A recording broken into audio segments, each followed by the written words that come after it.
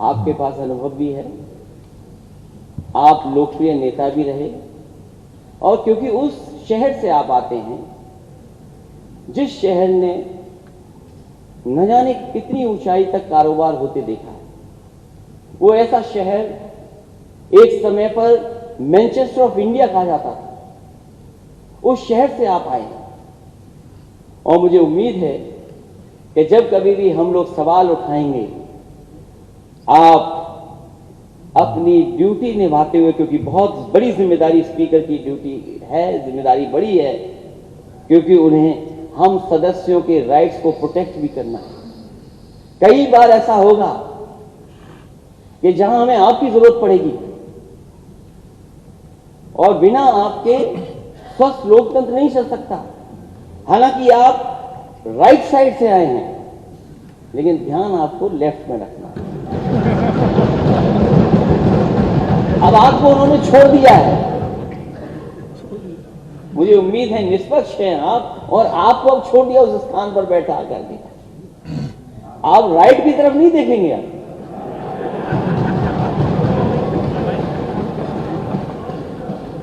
अब केवल लेफ्ट की तरफ देखिए।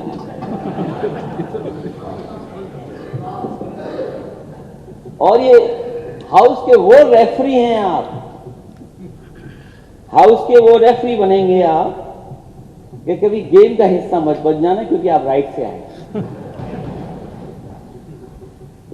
क्योंकि ये समय उस बात का नहीं है कि नेता सदन ने जो कोरोना पे बात कही है, वो समय आएगा तो मैं कोरोना पे भी बात करूंगा, क्योंकि उस शहर से आप आए हैं जिस शहर ने कोरोना देखा था।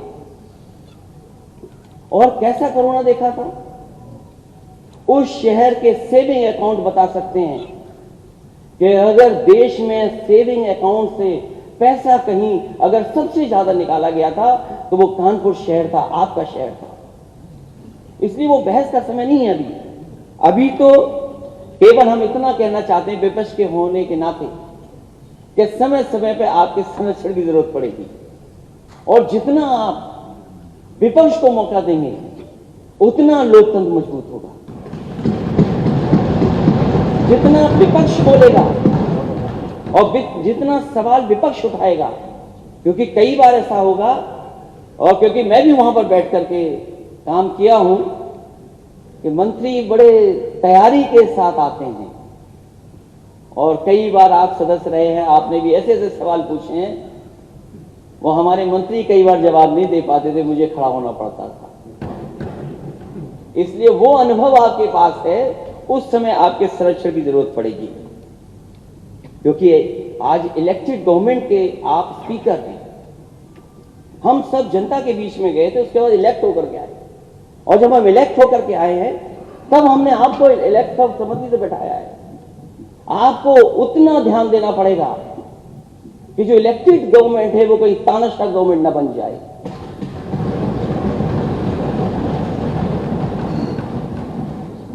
इसलिए जहां आप लगभग 35 देशों में घूम करके आए, ये बात तो मुझे पहले पता होनी चाहिए थी अध्यक्ष महोदय, ये बात तो मुझे पहले जानकारी करनी। आपने प्रयास नहीं किया ना। और मुझे खुशी है कि अध्यक्ष ऐसे हमारे बने हैं कि अब जब कभी विदेश यात्रा होगी तो भूलेंगे नहीं हम लोगों को। ये ना करना कि राइट वालों को बिठा करके ले जाएं आप। हालांकि राइट में कुछ ऐसे सदस्य हैं वो विदेश नहीं जाना चाहते, और सही बात है, तो सही बात है, वो विदेश नहीं जाना चाहते। और ये बात मैं इसलिए कह रहा हूं अध्यक्ष महोदय, उनका नाम मालूम हो तो बताइए, शुरू से आसानी हो जाएगी। आवाज मैं बात को आगे नहीं बढ़ाऊंगा अध्यक्ष महोदय। मैं इस बात को इसलिए कह रहा हूं कि विदेश जाने का कुछ लाभ भी है। मैं उन लाभों की बात नहीं कर रहा हूं जो कभी कभी कुछ लोग उठाते हैं सवाल। जो एक्सप्रेस वे की बात नेता सदन कह रहे थे, मैं यकीन से अध्यक्ष जी कह सकता हूं, अगर मैं विदेश नहीं गया होता तो शायद देश का सबसे अच्छा एक्सप्रेस वे नहीं बना। और मैं अगर विदेश नहीं गया होता तो शायद आपके शहर को भी मैं मेट्रो नहीं दे पाता। और जब मैंने विदेश की बड़ी बड़ी इमारतें देखी, आज तो हम ये जो इमारत जिसमें बैठी है ब्रिटिश जमाने की है, ये हमारी आपकी नहीं बनाई हुई है, किस जमाने में बनी थी। और मुझे खुशी है इस बात की कि चाहे हमने ब्रिटिश परंपरा को निभाया हो, आप छिपे नहीं हो, हमने घसीटना नहीं पड़ा हो, लेकिन नेता सदन जिस बिल्डिंग में बैठते हैं वो आजाद भारत में समाजवादियों की बनाई है। अभी मैं उस बहस में नहीं जाना चाहता हूं कि टेबल बड़ी बजाई गई थी कि 3 लाख जाने कितना 1000 करोड़ की सहमति हुई है। अध्यक्ष जी, आप उस पद पर हैं, हम आपसे बहस नहीं करेंगे, क्योंकि सच्चाई आप भी जानते हो, सच्चाई मैं भी जानता हूं। और जो सदस्य बोल रहे हैं, अध्यक्ष जी इनको कमरे में आकर बुला करके बता देना। अध्यक्ष महोदय, जो माननीय सदस्य बोल रहे हैं, मैं आपसे कहूंगा कि अपने कमरे में बुला करके उन्हें दिखा दीजिए, तो शायद मेरी बात का यकीन न माने, आपकी बात का यकीन मान जाए। मैं इन्हीं शब्दों के साथ मुझे खुशी है इस बात की कि एक बहुत अनुभवी व्यक्ति और एक ऐसे अध्यक्ष का मुझे बधाई और धन्यवाद देने का मौका मिला है जो समय और आज की परिस्थितियों को समझते हैं। वो जानते हैं हम दुनिया में कहाँ खड़े हैं, वो जानते हैं कि हमें कितने कठिन रास्ते आगे तय करने हैं। जिस प्रदेश में और जिस प्रदेश ने इतने प्रधानमंत्री दिए, उस प्रदेश का नौजवान अगर फांसी पर लटक जाए क्योंकि वो अपना कैरियर नहीं बना पाया, शायद उससे बड़ा दुख नहीं हो सकता। आज ही जब हम आपका स्वागत कर रहे हैं, मुझे दुख है इस बात का। जब मैंने व्हाट्सएप खोला, अखबारों को मैंने देखा, तो मुझे वही तस्वीर नजर आई कि एक नौजवान को नौकरी नहीं मिली, इसलिए वो फांसी के फंदे पर लटक गया। और जब कल मैं शपथ ले रहा था, शपथ लेकर के अध्यक्ष जी मैं जब वापस गया हूं, तो मैंने देखा कि पेट्रोल पंप पर लूट करके एक गोली मार करके छीन करके ले गए।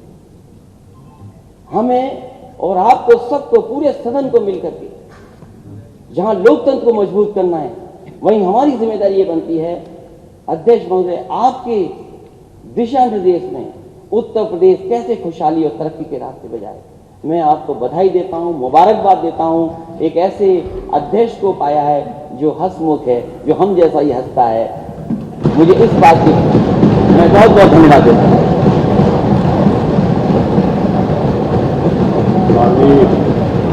नेता अपना